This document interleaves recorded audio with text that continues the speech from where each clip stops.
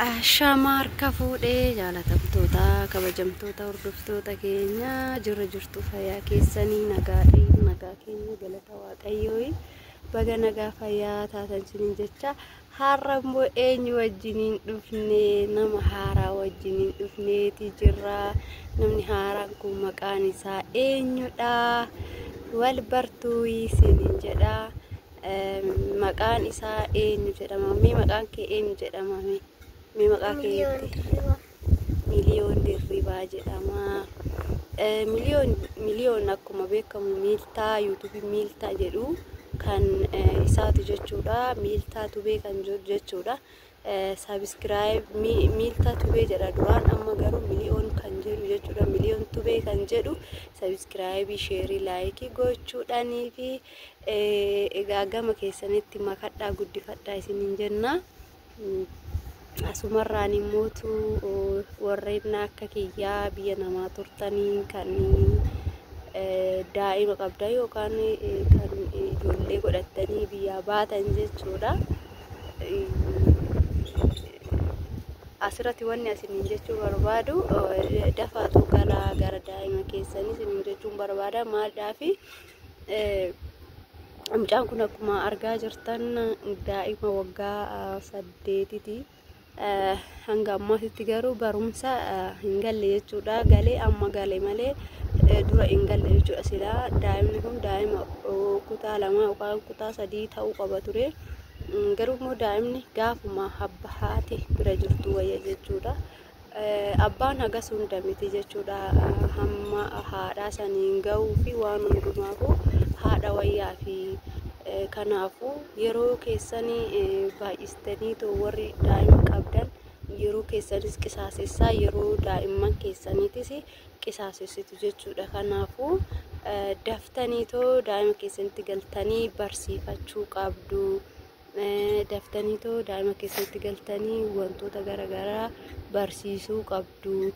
Yoo isin biyya galtanii daa'ima keessan hin barsiisin, daa'ima keessaniif waa tokko bu'aa hin buusin, isin nuti qabeenyuma qofa gaafa ariine qabeenyi faayidaa hin qabu jechuudha. Qabeenyi gaafa ittiin hojjetan malee cadhisaniiti miti jechuudha.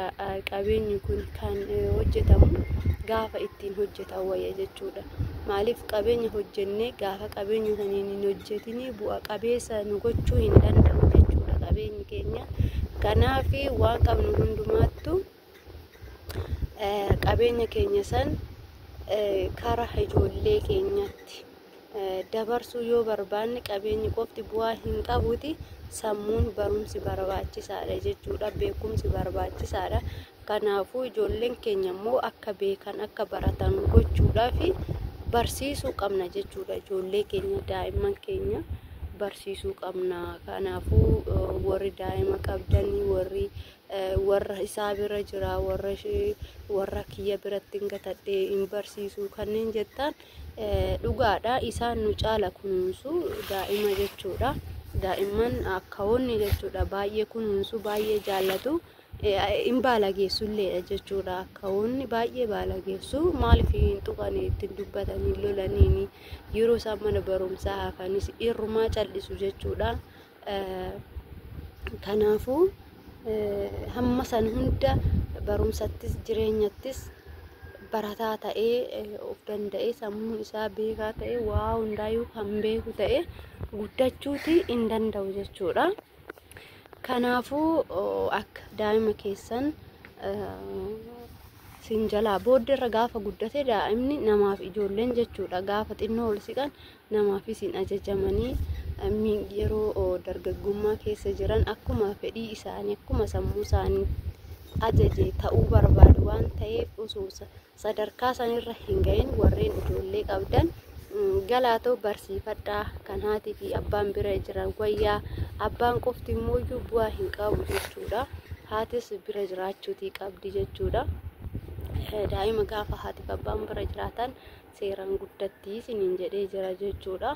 Kun immoo hunduma birattuu beekamaadha. Eenyuma birattuu barbaachisaadha, beekamaadha waan ta'eef kanaaf daa'ima keessanitti galaatii barsiifadhaa. Qabeenyi dhufaa hin dhufaa.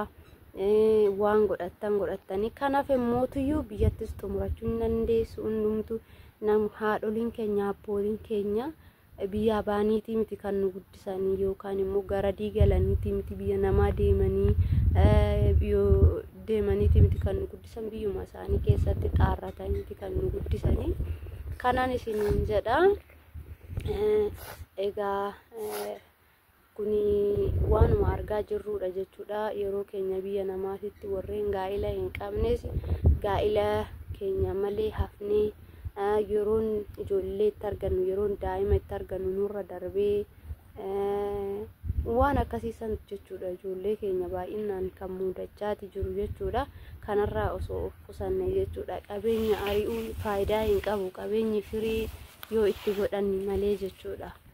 Gaafa nuti addunyaa kanarraa deemnu qabeenya keenya sanitti kan hafu ijoollee keenya waan ta'eef waan qabeenya keenya san dhaaluu danda'u lafa godhanne qabeenya keenya sanittis immoo nama fayyadamu lafa goonii yoo deemnedha jechuudha.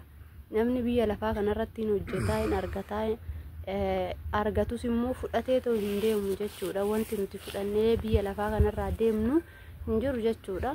Kanaafuu qabeenyi firii malee hin tolu, firiitu irra barbaachisaadha jechuudha. Yeroo baay'ee jechuudha maalan argisiisanii warroonni biyya namaa lafa goddaga dhagaa lafa warroonni biyya namaa keessatti jechuudha umuriin isaanii waggaa 11, waggaa 12, waggaa 15 akkas ta'anii warroonni asii jechuudha dhiironni asii maallaquma isaaniitiif qofa itti dhiyaatanii maallaqa isaanii irraa nyaatanii tuni da'uu hin dandeessu yeroon ishee irra darbeera jedhanii ishee san immoo dhiisanii kanan biraa hiriyaa isaanii yeroo fuudhanitti ni argina jechuudha. Maal gochuu yaadde shamarree suni dhiira kana qabeenya ishee sanii maallaqa ishee sanii bittee faana teechisuutii barbaadde jechuudha.